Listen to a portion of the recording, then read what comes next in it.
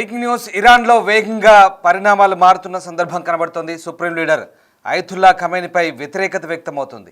ప్రభుత్వంపై అసంతృప్తితో 80% మంది ప్రజలు ఉన్నట్టుగా తెలుస్తుంది. జూలై 26న మ్యూనిచ్లో కీలక సమావేశం జరిగింది. ఇందులో ఇరాన్ ప్రతిపక్ష నేతలు, ఇతర నాయకులు హాజరయ్యారు. 1979 ఇరాన్ విప్లవం తర్వాత ఇదే అతిపెద్ద ప్రతిపక్ష కూటమి సమావేశంగా చెప్తున్నారు. ప్రతిపక్ష గ్రూపులను ఏకం చేయడానికి ప్రయత్నాలు జరుగుతున్నాయి. ఈ వ్యవహారంలో రెజా షా పహ్లావి కీలకంగా మారాడు. ఇరాన్ మాజీ పాలకుడి కుమారుడే పహ్లావిని ఇప్పటికే ఇరాన్ బహిష్కరించింది. సైనిక అధికారులు, ప్రభుత్వ పెద్దలు తనను సంప్రదిస్తున్నారంటూ పహ్లావి ప్రకటించాడు. త్వరలో ఖమేనీ నియంతృత్వానికి ఎండ్ కార్డు పడుతుందంటూ సంచలన ప్రకటన చేశారు పహ్లావి నేతృత్వంలో. ఈ నేపథ్యంలో ఒకసారిగా ఇరాన్లో ఏం జరుగుతుందనే ఆసక్తి నెలకొంది.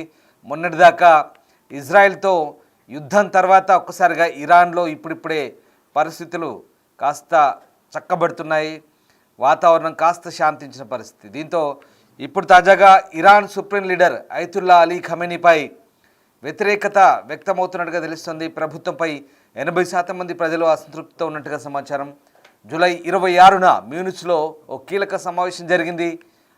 ఇరాన్ ప్రతిపక్ష నేతలంతా కూడా ఈ సమావేశానికి హాజరయ్యారు. 1979 తర్వాత ఇదే అతిపెద్ద ప్రతిపక్ష సమావేశంగా చెప్తున్నారు. ఈ గ్రూపులన్నింటినీ ఏకం చేయడానికి ప్రయత్నం జరుగుతోంది. ఈ వ్యవహారంలో రెజా షా పహ్లావి కీలకంగా మారినట్టుగా తెలుస్తోంది. గతంలో పహ్లావి రెజా షా కుటుంబం 1979కి ముందు ఇరాన్ను ఏకఛత్రాధిపత్యంగా పరిపాలించింది ఆ కుటుంబం. దాని తర్వాత ఇరాన్ రెవల్యూషన్ తర్వాత ఒక్కసారిగా ఇస్లామిక్ రిపబ్లిక్ ఆఫ్ ఇరాన్గా ఆ దేశం రూపాంతరం చెందింది. దాని తర్వాత ఖమేనీల హవా నడిచింది. ఇక అప్పటి నుంచి సుప్రీం లీడర్గా ఖమేనీ ప్రకటించుకొని నిరాటంకంగా ఖమేనీ వారసులు పరిపాలిస్తున్నారు. తాజాగా ఇజ్రాయెల్తో యుద్ధం ముగిసిన తర్వాత ఇరాన్లో ఒక్కసారిగా పరిస్థితులు మారినట్టుగా కనబడుతోంది. ఇరాన్ ఇస్లామిక్ నియంతృత్వానికి వ్యతిరేకంగా ఐక్య ప్రతిపక్షం చివరకు కలిసి వస్తుందని Iran crown prince Reza Pahlavi మ్యూనిచ్లో ఇరాన్ ప్రతిపక్ష దళాల అత్యంత వైవిధ్యమైన సమావేశాన్ని ఏర్పాటు చేసినట్టుగా చెప్తున్నారు. ఇక ఇరాన్ను కాపాడడానికి జాతీయ సహకార సమావేశం దాదాపు 500 మందికి పైగా హాజరయ్యారని, వారంతా కూడా ఒకే చోట హాజరై ఇరాన్ వ్యతిరేక దళాల యొక్క కూటమిగా ఏర్పడ్డట్టుగా పహ్లావి చెప్తున్నారు. మ్యూనిచ్ సమావేశం ఇరానియన్ అసమ్మతివాదుల మధ్య 46 సంవత్సరాల అయతుల్లా పాలనలో కనిపించని ఐక్యత కోణాన్ని ఒక్కసారిగా ప్రతిబింబించినట్టుగా చెప్తున్నారు. సో మొత్తం మీద ఖమేనీ 46 సంవత్సరాల పాటు ఖమేనీ కుటుంబం నిరాటంకంగా పరిపాలిస్తుంది. దీంతో ఒక్కసారిగా వారిపై దేశవ్యాప్తంగా వ్యతిరేకత వెల్లువెత్తుతున్నట్టుగా అర్థమవుతుంది. ఇక మొత్తం వరకు సైద్ధాంతికంగా కూడా కొంతమంది రాచరికవాదులు వ్యతిరేకిస్తున్న పరిస్థితి, మళ్ళీ అలాగే రిపబ్లికన్లు, వివిధ మత, భాష, జాతి, అలాగే తెగల నేపథ్యాల నుంచి వచ్చిన వ్యక్తులు వీళ్ళంతా కూడా మళ్ళీ ఒక్కచోట కూడి ప్రభుత్వానికి వ్యతిరేకంగా సమావేశం నిర్వహించినట్టు తెలుస్తుంది. రాజకీయ సంస్థలు, అసమ్మతివాదులు, వ్యవస్థాపకులు, విద్యావేత్తలు, కళాకారులు, అథ్లెట్లు అందరూ ఇస్లామిక్ రిపబ్లిక్ వ్యతిరేకంగా జరిగిన చారిత్రాత్మక కలయికగా నిర్వాహకులు ఈ కార్యక్రమాన్ని వర్ణిస్తున్నారు.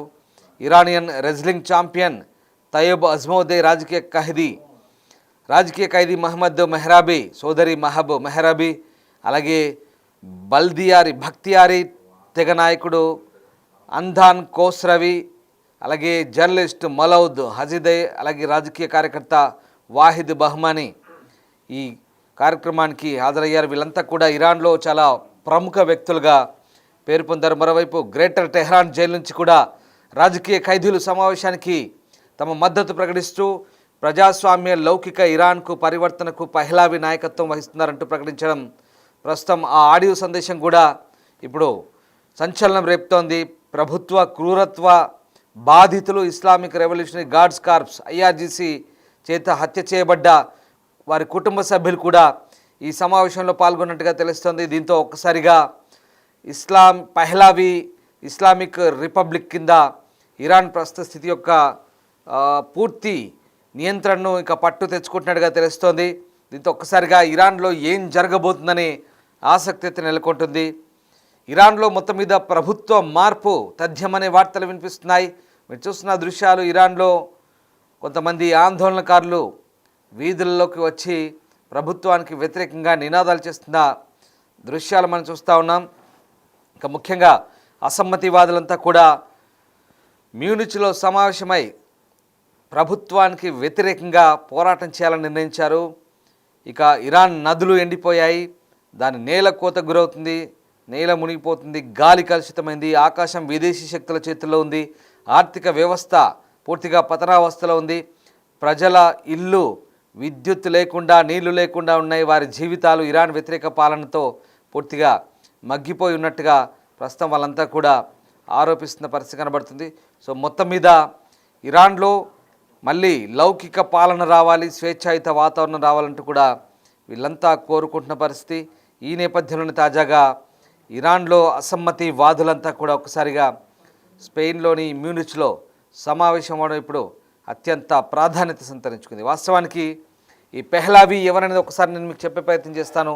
ఈ అసమ్మతివాదులకు నాయకత్వం వహిస్తున్న పెహ్లావి 1978-79 వరకు కూడా ఇరాన్ను పరిపాలించిన రాచరిక వ్యవస్థకు సంబంధించిన నేతలు వీళ్ళంతా కూడా 79లో ఒక్కసారిగా ఈ అప్పటి రెజా షా పాలనకు వ్యతిరేకంగా చాలామంది ఏకమై వాళ్ళని గద్దెదించారు.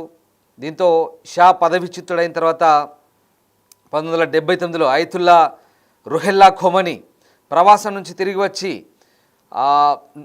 నాయకత్వం వహించాడు. దీంతో ఒక్కసారిగా 79లో కొత్త ఇస్లామిక్ రిపబ్లిక్ ఆఫ్ ఇరాన్ రూపొందించబడింది.